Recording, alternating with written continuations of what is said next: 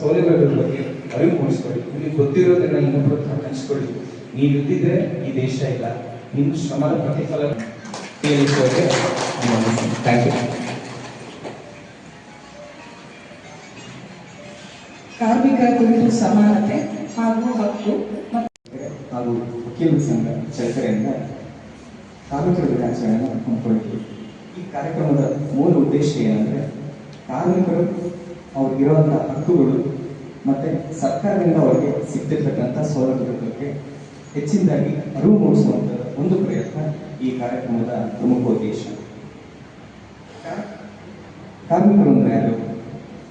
ಈ ದೇಶ ಕಟ್ಟೋವೇ ಕಾರ್ಮಿಕರು. ಬೆಳಗ್ಗೆ ಎದ್ದಾಗಿಂದ ಸಾಯಂಕಾಲ ಮಲಗೋ ತನಕ ಪ್ರತಿಯೊಬ್ಬ ಸಾರ್ವಜನಿಕ, ಪ್ರತಿಯೊಬ್ಬ ಪ್ರಜೆ ಕಾರ್ಮಿಕರ ಶ್ರಮದ ಮೇಲೆ ಅವಲಂಬಿತರಾಗಿರ್ತಾರೆ. ಒಬ್ಬ ಕಾರ್ಮಿಕ ಬೆಳಗ್ಗೆ ಬಂದು ಹಾಲು ಹಾಕಿಲ್ಲ ಅಂದ್ರೆ ನಾನು ಹಾಲು ಕುಡಿಯೋಕ್ಕಾಗಲ್ಲ. ನಾನು ಕೋಟ್ ಹಾಕೊಂಡಿದ್ದೀನಿ, ಟೈ, ಸ್ಪೆಕ್ಸು, ಶೂಸು, ಪ್ಯಾಂಟು, ಬಟ್ಟೆ, ಮೂಲಭೂತ ಸೌಕರ್ಯ.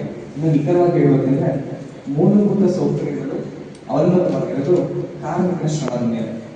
ಅವರು ಶ್ರಮ ವಹಿಸ್ತಿದ್ರೆ ನಮಗೆ ಟೈಮ್ ಸರಿಯಾಗಿ ಊಟ ಸಿಗಲ್ಲ, ನಾವು ಹಾಕೊಳ್ಳೋಕ್ಕೆ ಬಟ್ಟೆ ಇರಲ್ಲ, ಇರೋಕ್ಕೆ ಸುರು ಇರಲ್ಲ. ಕಾರ್ಮಿಕರ ಬೆವರ ಹರಿಯ ಪ್ರತಿಫಲವೇ ಈ ಒಂದು ದೇಶ. ಕಾರ್ಮಿಕರು ಕಷ್ಟಪಟ್ಟು ದುಡಿದು ಅವ್ರ ಬೆವರು ಹರಿಸಿದ್ರೆ ದೇಶದ ಪ್ರಗತಿ ಆಗೋಕ್ಕೆ ಸಾಧ್ಯ. ಕಾರ್ಮಿಕರೇ ಈ ದೇಶದ ಬೆನ್ನೆಲುಬು.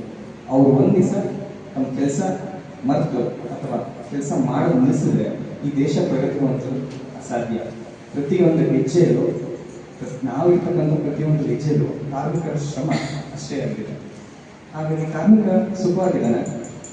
ಈ ಪ್ರಶ್ನೆಗೆ ಉತ್ತರ ಇಲ್ಲ. ಅದಕ್ಕೋಸ್ಕರನೇ ಸರ್ಕಾರ ಅನೇಕ ಕಾನೂನುಗಳನ್ನ ಕಾರ್ಮಿಕನ ಒಳಿತಿಗಾಗಿ ತಂದಿದೆ. ಆದರೆ ಬ್ಯಾಡ್ ನ್ಯೂಸ್ ಏನಂದ್ರೆ ಕಾರ್ಮಿಕರಿಗೆ ಅವರು ಸರ್ಕಾರದಿಂದ ಸಿಗ್ತಕ್ಕಂಥ ಸೌಲಭ್ಯಗಳಾಗಲಿ ಅಥವಾ ಕಾರ್ಮಿಕರಿಗೆ ಇರುವಂತಹ ಹಕ್ಕುಗಳಾಗಲಿ ಅವ್ರು ಗೊತ್ತಾಗ್ತಿಲ್ಲ.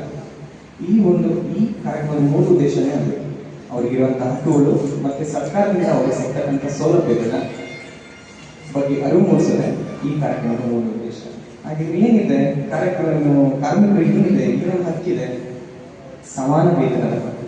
ಅಂದ್ರೆ ಯಾವುದೇ ಒಬ್ಬ ಕಾರ್ಮಿಕ ತಾನೇನು ಕಷ್ಟಪಟ್ಟು ಕೆಲಸ ಮಾಡ್ತಾನಲ್ಲ ಅದಕ್ಕೆ ನ್ಯಾಯಯುತವಾದ ವೇತನ ಅವನು ಕೊಡಬೇಕು. ಹೆಣ್ಣಾಗಿ ಗಂಡಾಗಿ ಸಮಾನ ವೇತನ. ಅವ್ರು ಎಷ್ಟು ಕೆಲಸ ಮಾಡ್ತಾರಲ್ಲ ಅಷ್ಟು ಕರೆಕ್ಟಾಗಿ ಅವ್ರಿಗೆ ವೇತನ ಸಿಗಬೇಕು.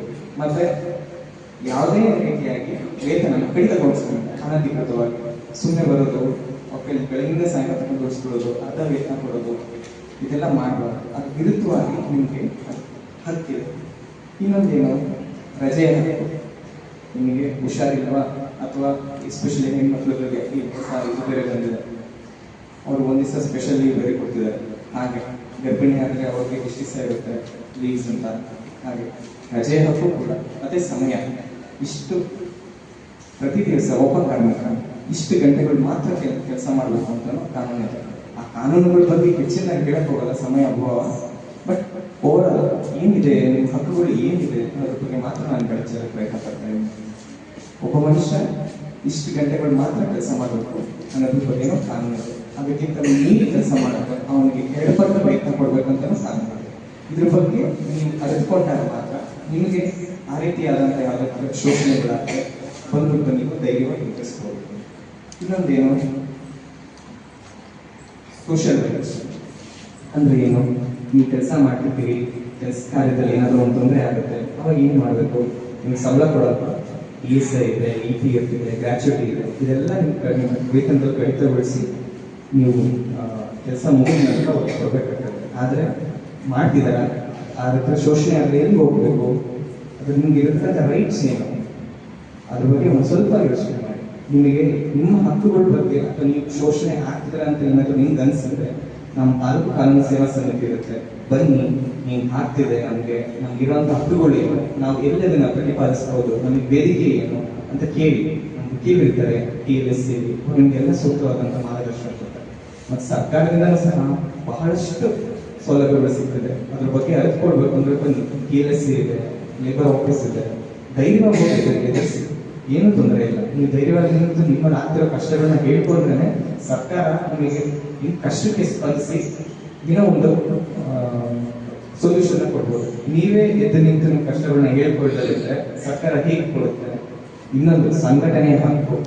ನೀವು ಒಬ್ಬಂಟಿಯಾಗಿ ನಿಂತು ನಿಮ್ಮ ಕಷ್ಟಗಳು ಕೇಳ್ಕೊಂಡ್ರೆ ಸಮಾಜ ಬಹಳ ದೊಡ್ಡದು, ಏನು ಗೊತ್ತಾಗಲ್ಲ. ನೀವು ಕಾರ್ಮಿಕರು ಒಗ್ಗಟ್ಟಾಗಿ ಸಂಘಟನೆಯಿಂದ ಮಾಡ್ಕೊಂಡ್ರೆ, ಸಂಘಟನೆ ಮುಖಾಂತರ ನೀವು ನಿಮ್ಮ ಅಹವಾಲುಗಳನ್ನ ಸಲ್ಲಿಸಿದ್ರೆ ಖಂಡಿತವಾಗಿ ಸರ್ಕಾರ ಆಗಲಿ, ನಮ್ಮ ನ್ಯಾಯಾಲಯ ಆಗಲಿ, TLC ಮುಖಾಂತರ ನಿಮ್ಗೆ ಏನೇನು ಸೌಲಭ್ಯಗಳಿದೆ ಅದ್ರ ಬಗ್ಗೆ ಮಾಹಿತಿ ಕೊಡುತ್ತೆ ಮತ್ತು ನಿಮ್ಮ ತೊಂದರೆಗೆ ಕಾನೂನು ಪ್ರಕಾರ ಏನು ಮಾರ್ಗದರ್ಶನ ಕೊಡಬೇಕು ಅದು ಸೂಚಿಸುತ್ತೆ.